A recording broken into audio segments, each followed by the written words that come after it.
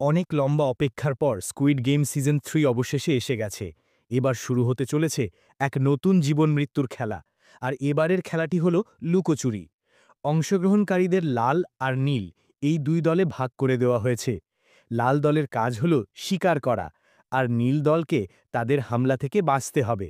লাল দলের জেতার শর্ত হল তাদের নীল দলের অন্তত একজন সদস্যকে মেরে ফেলতে হবে। অন্যদিকে নীল দল জিতবে যদি তারা ৩০ মিনিট লুকিয়ে থাকতে পারে অথবা বেরোনোর রাস্তা খুঁজে পায়। এটি এমন এক খেলা যেখানে রক্ত ঝরবেই।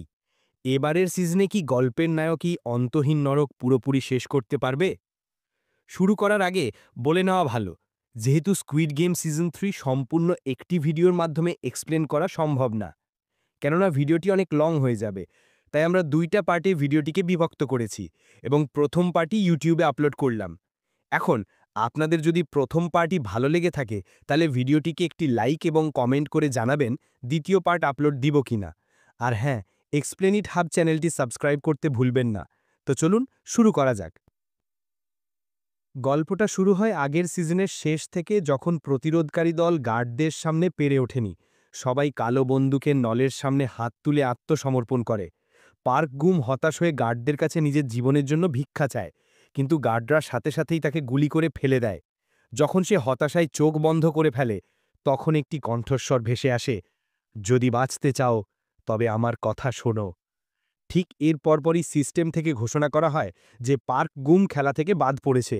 লাশ সরানোর সময় গার্ডদের ক্যাপ্টেন ইচ্ছাকৃতভাবে মরে যাওয়ার ভান করা পার্ক গুমকে ছেড়ে দেয় এবং তার কফিনের ওপর একটি চিহ্ন রেখে যায়। আসলে এই গার্ডদের দলটি এই কাজে বেশ পারদর্শী হয়ে উঠেছিল। তারা খেলা থেকে বাদ পড়া লোকেদের অসফলতার সুযোগ নিত, তাদের মরে যাওয়ার ভান করিয়ে তাদের শরীরের অঙ্গপ্রত্যঙ্গ বের করে নিত এবং অবৈধভাবে লাভ করত। কাংনুন, যে আগে পার্ক গুমকে ধরেছিল, সে এই ছোট দলেরই একজন নতুন সদস্য। গতরাতের হাঙ্গামার সময় হোয়াং ইনহো ইচ্ছাকৃতভাবে জিহুনকে বাঁচিয়ে দিয়েছিল এবং তার অধীনস্থদের নির্দেশ দিয়েছিল তাকে খেলোয়াড়দের ঘরে ফিরিয়ে আনার জন্য। জিহুনকে হোশে ফিরতে দেখে সবাই তাড়াতাড়ি তাকে বিছানায় নিয়ে যায়। যখন জিহুন জেগে ওঠে এবং বাকিদের দেখে, তখন সে বুঝতে পারে যে গতরাতের প্রতিরোধকারীদের মধ্যে সে একমাত্র বেঁচে আছে। যখন জিহুন হতাশায় ভুগছিল, তখন গার্ডরা আবার ঘরে ঢোকে। তারা জানায় যে গতরাতে ৩৫ জন খেলোয়াড় বাদ পড়েছে এবং এখন ৬০ জন বাকি আছে। পুরস্কারের অর্থ বেড়ে ৩৯.৬ বিলিয়ন হয়েছে। যদি এখন খেলা শেষ হয় তাহলে প্রত্যেকে ৬৬০ মিলিয়ন করে পাবে। কিন্তু গার্ডদের কথা শেষ হওয়ার আগেই ভেঙে পড়া জিহুন হঠাৎ করে এগিয়ে আসে। কেন আমাকে মারলে না? তোমরা আমাকে কেন মারলে না? কেন আমাকে বাঁচিয়ে রাখলে? কেন? সেইটা মেনে নিতে পারছিল না যে সে তার সঙ্গীদের মৃত্যুর কারণ হয়ে একা বেঁচে আছে। নজরদারি ক্যামেরার ওপার থেকে হোয়াং ইনহো অনুভূতিহীন মুখে ভেঙে পড়া জিহুনকে দেখছিল। ঠিক সেই সময় হোয়াং জুনহোর পক্ষে গুপ্তচরিকারী ক্যাপ্টেন ফোন করে। হোয়াং ইনো তাকে নির্দেশ দেয় যে খেলা শেষ হওয়ার আগে যেন কোনোভাবেই প্রতিপক্ষ দ্বীপটি খুঁজে না পায়। এমনটি প্রয়োজনে ক্যাপ্টেন তার ভাই হোয়াং জুনহো সহ সবাইকে মেরে ফেলতে পারে। ফোন কল শেষ হওয়ার পর হোয়াং ইনহো মাস্ক পরে তার অধীনস্থদের দ্বীপের সমস্ত সুযোগ সুবিধা দ্রুত মেরামত করার নির্দেশ দেয়। এরপর সে মনিটরের মাধ্যমে তার অধীনস্থদের পরাজিতদের চুল্লিতে নিয়ে যেতে দেখে। আগেই বলা হয়েছে পার্কগুফের কফিন একটি চিহ্ন দেওয়া ছিল, তাই চুল্লির ভিতরে একটি কৌশল তার জীবন বাঁচিয়ে দেয়। এই সব কাজ শেষ করে ক্যাপ্টেন ১১ নম্বর গার্ড কাংনুনকে তাদের ছোট অপারেশন থিয়েটারে নিয়ে যায়। যাওয়ার পথে ক্যাপ্টেন কৌতূহলী হয়ে কাংনুনকে জিজ্ঞেস করে সে উত্তর কোরিয়া থেকে পালিয়ে এসেছে কেন। সে কি সেখানে কোনো বড় অঘটন ঘটিয়ে এসেছে? কিন্তু কাংনুন স্পষ্টতই এই প্রশ্নের উত্তর দিতে চায়নি। এভাবেই তারা দুজন অপারেশন থিয়েটারে পৌঁছায়। অন্য সদস্যরা নতুন সদস্যের যোগদানে খুব একটা খুশি ছিল না। আসলে কাংনুনও এই দলকে পছন্দ করত না। যদিও পরিস্থিতি সাময়িকভাবে নিয়ন্ত্রণে ছিল, তবুও একজন লুকিয়ে বন্দুক নিয়ে প্রতি আক্রমণের চেষ্টা করে। কিন্তু এই আনাড়িগুলো উত্তর কোরিয়ার সেনাবাহিনী থেকে আসা কাংনুনের সাথে কিভাবে পারবে? মুহূর্তের মধ্যে পুরো অঙ্গ সংগ্রাহকারী দলটি শেষ হয়ে যায়। জানতে চাও আমি কেন সীমান্ত পার হয়েছি? আমার কমান্ডারও তোমার মতোই ছিল, তাই আমি তার মাথায় গুলি করে দিয়েছিলাম। অন্যদিকে খেলোয়াড়দের দিকে ফেরা যাক। হাঙ্গামা করার পর জিহুন হতাশ হয়ে ঘরের এক কোনায় বসেছিল। এমনকি খেলা চালিয়ে যাওয়ার জন্য ভোট দেওয়ার ইচ্ছাও তার ছিল না। সবার মানসিক নেতাকে এমন অবস্থায় দেখে ভোটের ফলাফল কি হবে তা বলার অপেক্ষা রাখে না। খেলা চালিয়ে যাওয়ার পক্ষে অভূতপূর্ব ভোট পড়ে। এই লোকগুলো ভোট দেওয়ার পর জিহুনকে নিয়ে উপহাস করতেও ছাড়ল না। তারা বলছিল সম্ভবত গতরাতে সবকিছুই তার পরিকল্পনার অংশ ছিল। যাই হোক, অনেকে মারা যাওয়ায় সবার পুরস্কারের অর্থ পেয়েছে, তাই তাদের জিহুনকে ধন্যবাদ জানানো উচিত। এই দলের পাশাপাশি সেউ নামের মহিলাটিও শান্ত ছিল না। যে মহিলাটি সারাদিন নিজেকে জাদুকর বলে বকবক করত, সেও জিহুনকে ছাড়েনি। সঙ্গীদের কান্নার শব্দ তার কানে বাজছিল। সে যতই কান ঢাকুক না কেন, চিৎকারের শব্দ আরও বাড়ছিল। বিরক্ত হয়ে জিহুন হাত বাড়িয়ে ওই ভণ্ড জাদুকরের গলা চেপে ধরে। শেষ পর্যন্ত হাতকড়ি তাকে থামিয়ে দেয়, না হলে মহিলাটি হয়তো দম বন্ধ হয়ে মারা যেত। অবশ্য এই খেলোয়াড়দের মধ্যে কিছু বিচক্ষণ লোকও ছিল। সেই রাতে খাবার সময় চশমা পড়া ছেলেটির মা তার ছেলের বারণ সত্ত্বেও এগিয়ে এসে জিহুনকে সান্ত্বনা দেয়। সে জানত জিহুন সবাইকে বাঁচাতে চেয়েছিল, কিন্তু ফলাফল তার ইচ্ছামতো হয়নি। এই সময় ট্রমোজিক বলে যে গতরাতের ঘটনা পুরোপুরি দাহর দোষ। যদি দাহ গুলি আনতে গিয়ে ভয় না পেত, তাহলে গতরাতে এমনটা হতো না। সবার কথা জিহুন মনে গেঁথে নেয়। সে এক কোনায় লুকিয়ে থাকা দাহর দিকে তাকিয়ে থাকে। পরের দিন নতুন খেলা শুরু হয়। খেলার জায়গায় যাওয়ার পথে সবাই গতরাতে শহীদ হওয়াদের লাশ ছাদ থেকে ঝুলতে দেখে, যা জীবিতদের জন্য একটি সতর্ক বার্তা ছিল। এই দৃশ্য দেখে দাহ অপরাধ বোধ করতে থাকে। যখন সে মুখ ফেরায়, তখন দেখে জিহুন তার বিশ্বাসঘাতকের দিকেই তাকিয়ে আছে। নতুন খেলার নিয়মে প্রত্যেক খেলোয়াড়কে একটি করে খেলনা ডিম তুলতে হবে। ডিমগুলো লাল আর নীল দুই রঙের হবে। ডিমের রঙের উপর ভিত্তি করে খেলোয়াড়দের লাল আর নীল দলে ভাগ করে দেওয়া হবে। এটি একটি লুকোচুরি খেলা। নীল দলকে ৩০ মিনিটের মধ্যে বেরোনোর রাস্তা খুঁজে বের করতে হবে, অথবা ৩০ মিনিট লুকিয়ে থাকলেই তারা জিতবে। আর লাল দলের কাজ হলো শিকার করা। লাল দলের প্রত্যেক সদস্যকে নীল দলের একজন সদস্যকে মেরে ফেলতে হবে, তবেই সে জিতবে। এই নিয়ম শুনে সবার মুখের ভাব পাল্টে যায়। এরপর গার্ডরা জানায় যে নীল দলের প্রত্যেক সদস্য একটি করে চাবি পাবে। এই চাবি দিয়ে খেলার এলাকার বিভিন্ন দরজা খোলা যাবে, কিন্তু একবার দরজা খুললে তা আর বন্ধ করা যাবে না। অন্যদিকে লাল দলের প্রত্যেক সদস্য একটি করে ছোরা পায়, যা দিয়ে তারা নীল দলকে আক্রমণ করতে পারবে, কিন্তু অস্ত্রধারীরা একে অপরকে আক্রমণ করতে পারবে না। উভয় দলেই কিছু লোক মনে করছিল যে অন্য দল বেশি সুবিধাজনক অবস্থানে আছে। তাই গার্ডরা ব্যাখ্যা করে যে খেলা শুরু হওয়ার আগে দুই দল নিজেদের পরিচয় বিনিময় করতে পারবে, যদি প্রতিপক্ষ রাজি হলে তবেই। গার্ডদের এই কথা মানুষের মনের অন্ধকার দিকটাকে পুরোপুরি জেগিয়ে তোলে। সেও তার অনুসারীদের বলে যে সে স্বর্গীয় আশীর্বাদ প্রাপ্ত এবং অবশ্যই সবাইকে বাঁচিয়ে নিয়ে যাবে। ৪ জন অন্ধভক্ত তার সামনের জাদুকরকে পূজা করতে থাকে। ভীতু মিংসু তার হাতের ছুরিটির দিকে চিন্তিতভাবে তাকিয়ে থাকে। ঠিক সেই সময় নামগিল এগিয়ে আসে। সে মিংসুকে নীল দলে চলে যেতে পরামর্শ দেয়, কারণ তার মতে মিংসুর মতো ভীতু কাউকে মারতে পারবে না।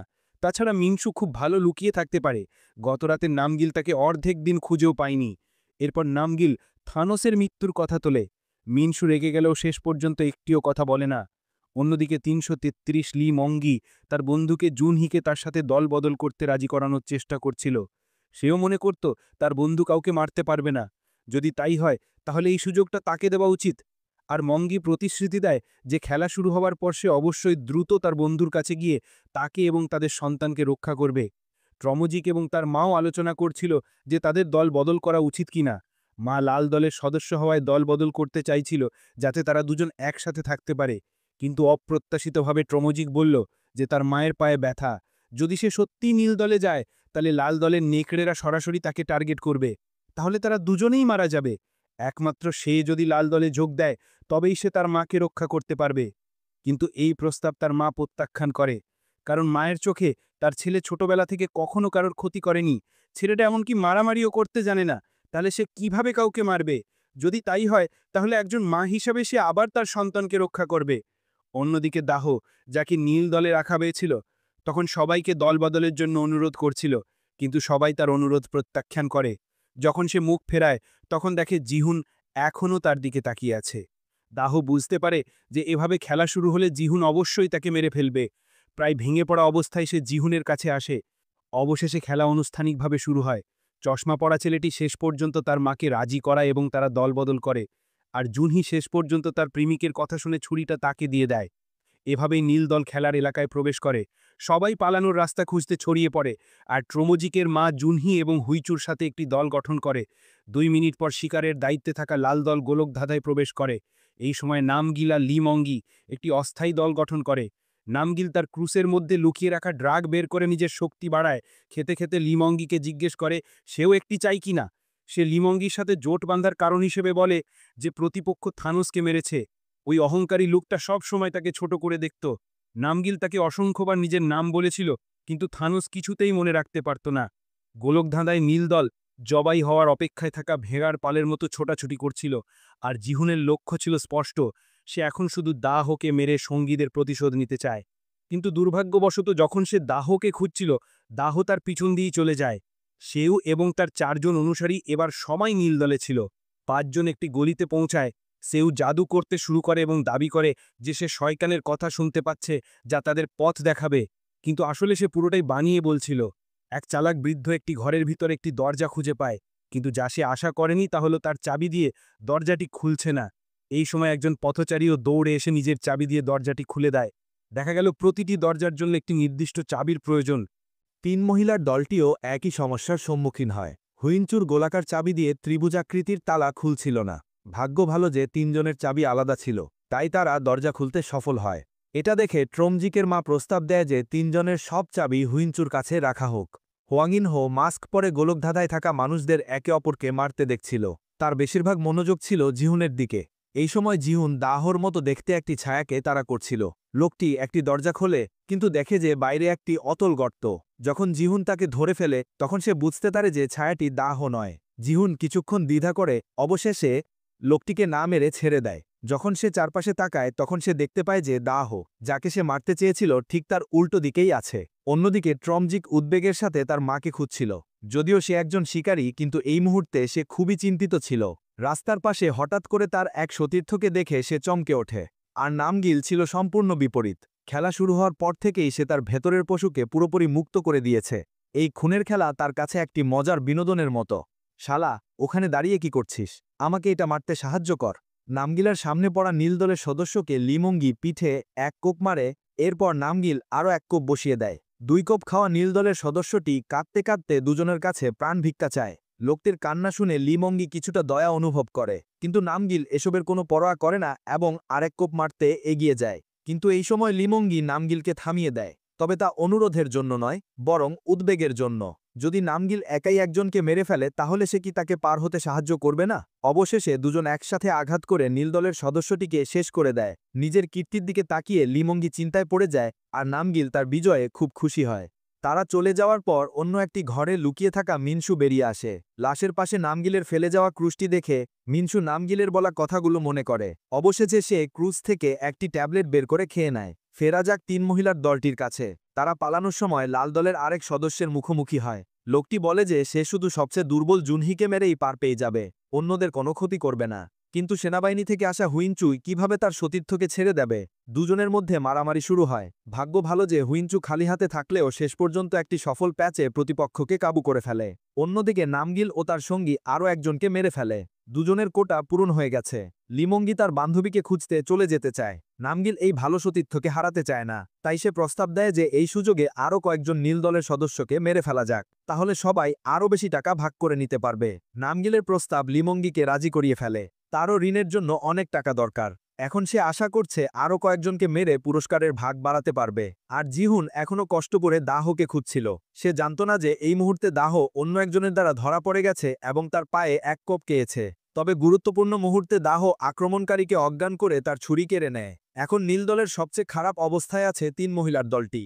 গর্ভবতী জুনহির শুধু গোড়ালিতেই আঘাত লাগেনি, এই মুহূর্তে তার প্রসব বেদনাও শুরু হয়ে গেছে। ভাগ্য ভালো যে ট্রমহিকের মার বাচ্চা প্রসব করানোর অভিজ্ঞতা ছিল, তাই মা ও বাচ্চা দুজনেই বেঁচে যায়। অন্যদিকে সেও তার অনুগামীদের নিয়ে পালাচ্ছিল। আতঙ্কিত হয়ে পালানোর সময় সেও সরাসরি জিহুনের সাথে ধাক্কা খায়, যাকে সে আগেও উপহাস করেছিল। এই সময়ও সে ভণ্ডামি করে তাকে ভয় দেখাতে চেয়েছিল, কিন্তু জিহুন তার চালাকির কোনো পাত্তা দেয় না। প্রতিপক্ষকে কাছে আসতে দেখে সেও তার নীলগলের সঙ্গী দাহর কথা বলে দেয়। সে বলে যে সে দরজার বাইরে দাহকে দেখেছে, তার পায়ে আঘাত লেগেছে এবং জিহুন শুধু রক্তের দাগ অনুসরণ করলেই তাকে খুঁজে পাবে। সেউর কথা শুনে জিহুন সত্যি সত্যিই তাকে ছেড়ে দেয়, যা সেউকে আরও অবাক করে যে কিছুক্ষণ পরেই সে বেরোনোর রাস্তা খুঁজে পায়। কিন্তু যখন সে দরজা খুলে বের হতে যাচ্ছিল তখন সে দেখতে পায় যে বেরোনোর দরজায় 3 ধরনের তালার ছিদ্র রয়েছে। এর মানে হলো পার হতে হলে 3 ধরনের চাবি সংগ্রহ করতে হবে। বাধ্য হয়ে সে অন্য চাবি খুঁজতে গোলকধাঁধায় ফিরে আসে। ঘটনাক্রমে সে সেই বৃদ্ধের সাথে দেখা করে যে মরে যাওয়ার ভান করে পালিয়ে গিয়েছিল। তার কাছে গোলাকার চাবি ছিল। অবশেষে তারা দুজন একসাথে দরজা খোলার জন্য জোট বাঁধে। এদিকে তিনজনের দলটিও তখনও জুনহিকে বাচ্চা প্রসবে সাহায্য করছিল। অবশেষে ট্রমজিকের মায়ের চেষ্টায় জুনহি এবং তার বাচ্চা দুজনেই সুস্থ থাকে। কিন্তু বাচ্চার কান্নার শব্দ দ্রুত শিকারীদের আকর্ষণ করে, কিন্তু হুইনচু দ্রুত ছুটে গিয়ে আক্রমণকারীকে তাড়িয়ে দেয়। যদিও হুইনচু সেনাবাহিনী থেকে এসেছিল, কিন্তু আগের লড়াইয়ে সে আহত হয়েছিল। তার উপর শিকারী আরও শক্তিশালী হওয়ায় হুইনচুকে অনেক কষ্ট করে তাকে মারতে হয়। অপ্রত্যাশিতভাবে যে ঘরে হুইনচু লোকটিকে মেরেছিল সেখানেই একটি বেরোনোর দরজা ছিল। এই দৃশ্য থেকে হুইনচু সঙ্গে সঙ্গে তার ৩টি চাবি দিয়ে দরজা খোলে, কিন্তু বেরোনোর ঠিক আগে তার বিবেক তাকে ফিরিয়ে আনে। সে তার সঙ্গীদের সাথেই যাবার সিদ্ধান্ত নেয়। হুইনচুকে পেছন থেকে ছুরি মেরে হত্যা করা হয়, আর হত্যাকারী ছিল লি মঙ্গি। হুইনচুকে মারার পর সে বুঝতে পারে যে হুইনচুই তার বান্ধবী এবং সন্তানকে জীবন দিয়ে রক্ষা করছিল। এই সময় নামগিলের কণ্ঠস্বর ভেসে আসে। লিমঙ্গি জানত যে তার সঙ্গী একজন সত্যিকারের বিকৃত মস্তিষ্কের মানুষ, তাই সে তাড়াতাড়ি দরজা বন্ধ করে এমন ভান করে যেন ভেতরে কেউ নেই। এর ফলে জুনহি এবং শিশুটি বেঁচে যায়, কিন্তু অন্যরা তাদের মতো ভাগ্যবান ছিল না। সেও বৃদ্ধ লোকটির সাথে সহযোগিতা করে তাকে বেরোনোর দরজায় নিয়ে আসে, কিন্তু বৃদ্ধ লোকটি সেও এর অসতর্কতার সুযোগ নিয়ে তার চাবি ছিনিয়ে নেয় এবং একা একা পার হয়ে যায়। অন্যদিকে দাওহো, যে পুরো খেলা জুড়ে লুকিয়েছিল, অবশেষে জিহুনের হাতে ধরা পড়ে। ছুরি হাতে জিহুনকে দেখে দাওহো কাঁদতে কাঁদতে গতরাতের ঘটনার জন্য ক্ষমা চায় এবং বলে যে সে ততটা শক্তিশালী নয় যতটা সে বলেছিল। সে কোনো বিশেষ বাহিনী সদস্য নয়, এমনকি কখনো বন্দুকও ছোঁয়নি। তার শরীরের টাটুগুলো নকল। সে মিথ্যে বলেছিল যাতে জিহুনের মতো শক্তিশালী লোকদের সাথে থাকতে পারে, কারণ তাহলেই তার বাঁচার একটা সুযোগ থাকবে। দাওহোর অনুরোধে জিহুনের হাতের ছুরিটা একটু কেঁপে ওঠে। এই সুযোগে দাওহো তার কেড়ে নেওয়া ছুরি দিয়ে জিহুনকে আহত পড়ে এবং দরজা খুলে পালায়। জিহুন তাকে তাড়া করে, কিন্তু অপ্রত্যাশিতভাবে তার হাতের ছুরিটি দাওহো ফেলে দেয়। এরপর দুজনের মধ্যে হাতাহাতি শুরু হয়। জিহুন কয়েক চালের মধ্যেই প্রেমুচ্চ অর্জন করে এবং সরাসরি দাওহোর উপরে বসে পড়ে। সে তার গলা চেপে ধরে। সব তোর দোষ। এভাবেই দাওহো অবশেষে জিহুনের হাতে মারা যায়। খেলা শেষ হয়। কর্মীরা এসে সব লাশ নিয়ে যায়। একজন কর্মী প্রায় একজন লাল দলের খেলোয়াড়ের দ্বারা আক্রান্ত হয়েছিল। ভাগ্য ভালো যে সংকট মুহূর্তে অন্য একজন কর্মী তাকে গুলি করে মেরে ফেলে। বেঁচে যাওয়া কর্মীটি এত খুশি হয় যে সে তার হেলমেট খুলে ফেলে, আর দেখা যায় সে একজন শ্বেতাঙ্গ। অন্য একজন কর্মীও হেলমেট খোলে, আর দেখা যায় সে একজন এশিয়ান মহিলা। তারা ইংরেজিতে কথা বলে। তারা আসলে কর্মী নয়, বরং ভিআইপি অতিথি, যারা খেলাটি সরাসরি অনুভব করার জন্য ছদ্মবেশে ঢুকেছে। শুধু তারা দুইজনই নয়, অন্য ভিআইপিরাও কর্মী সেজে নিজেরা মাঠে নেমেছে। কিন্তু অন্য খেলোয়াড়রা ততটা খুশি ছিল না। যদিও তারা প্রাণে বেঁচে গেছে, কিন্তু বেশিরভাগই খুশি হতে পারছিল না। এই সময় কর্মীরা খেলার ফলাফল ঘোষণা করে। এই খেলায় ৩৫ জন খেলোয়াড় বাদ পড়েছে। এখন মাত্র ২৫ জন খেলোয়াড় বাকি আছে। তারা মোট ৪৩.১ বিলিয়ন ওয়ান জমা করেছে। প্রত্যেকে ১.৭ বিলিয়ন ওয়ান করে পাবে। কিন্তু তারা এখনও কেবল খেলার সামগ্রী। আসল নিয়ন্ত্রক হল ভিআইপিরা, যারা সবকিছু নিয়ন্ত্রণ করছে। সাধারণ দুনিয়ায় তারা টাকা দিয়ে সব ধরনের আনন্দ কিনতে পারে, কিন্তু সেই আনন্দ টাকা দিয়ে মানুষের জীবন কেনার অনুভূতির সাথে তুলনীয় নয়। তারা এই খেলা নিয়ে খুবই উত্তেজিত। যদিও আমি আফ্রিকায় অনেকবার শিকার করেছি, কিন্তু এবারের অভিজ্ঞতাটা অন্য মাত্রার। অন্যদিকে ইন্সপেক্টর হুয়াং জুনহো তখনও সেই সমুদ্রের আশেপাশে ঘুরছিল। হঠাৎ সে একটা ফোন পায়। ইন্সপেক্টর হুয়াং, আমি যেমনটা বলেছিলাম, ক্যাপ্টেন পার্কের পরিচয় সন্দেহজনক মনে হচ্ছে। সে তদন্ত করে জানতে পারে যে এই ক্যাপ্টেন নিজেকে স্থানীয় বলে দাবি করলেও সে এবং তার বন্ধুরা কেউই স্থানীয় নয়। স্থানীয় কেউ তাদের চেনে না, তাদের পরিচয় সত্যিই সন্দেহজনক। ইন্সপেক্টর হুয়াং জানায় যে এটা প্রমাণ করে না যে সে খুন করেছে। তবে ফোন রাখার পর সেই ক্যাপ্টেনের প্রতি আরও সতর্ক হয়ে যায়। খেলার মধ্যে আবার ভোটের সময় আসে। বেশিরভাগই খেলা চালিয়ে যাওয়ার পক্ষে ভোট দেয়। ট্রমজিকের মা হতাশায় ভেঙে পড়ে। সে অনুরোধ করে, দয়া করে বাচ্চাটা আর ওর মাকে বাঁচান। আমি আপনাদের কাছে অনুরোধ করছি, দয়া করে ওদের এখান থেকে যেতে দিন। এদিকে মিড লেভেল ম্যানেজার অবশেষে জানতে পারে যে তার অধীনস্থ অপারেশন থিয়েটারের লোকজনকে কাংনুন মেরে ফেলেছে। সে তাকে শাস্তি দিতে চায়, কিন্তু অপ্রত্যাশিতভাবে কাংনুন নিজেই তার কাছে এসে বন্দুকের মুখে হুমকি দেয়। তুমি কি চাও? আগামীকাল আমাকে ১৬ নম্বর টহল দলে অ্যারেঞ্জ করে দাও। মিড লেভেল ম্যানেজার প্রথমে রাজি হতে চায়নি, কিন্তু কাংনুনের এক কথাতেই সে রাজি হয়ে যায়।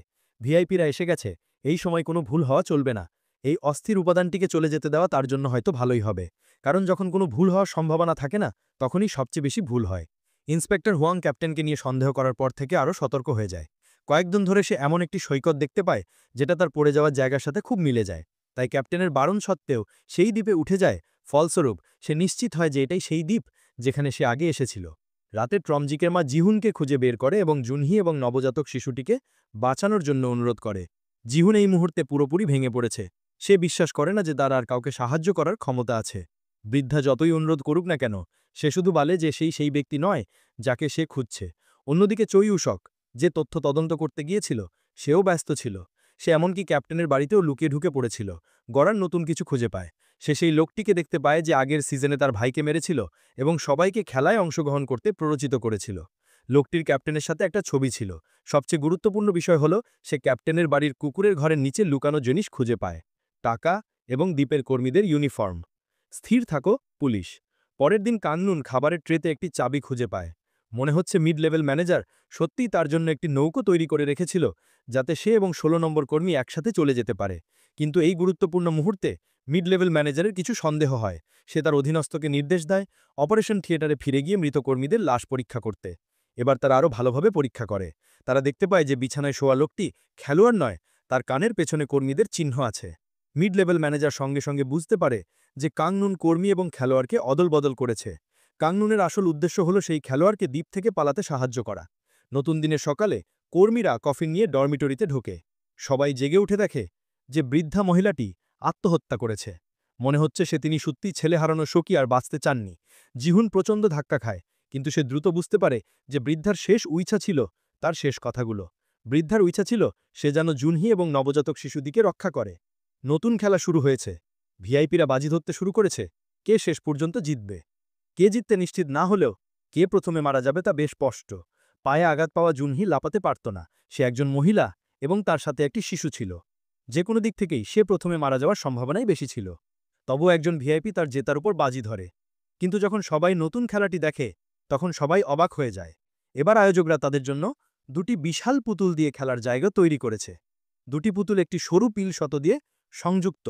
খেলোয়াড়দের শুধু পিল শত পার হতে হবে না, পুতুল দলানোর সাথে সাথে দড়িও লাপাতে হবে। আজকে এই পর্যন্ত। পরের পার্ট দেখতে চাইলে কমেন্ট করে অবশ্যই জানাবেন। আর হ্যাঁ, এক্সপ্লেন ইট হাব চ্যানেলটা সাবস্ক্রাইব করতে ভুলবেন না।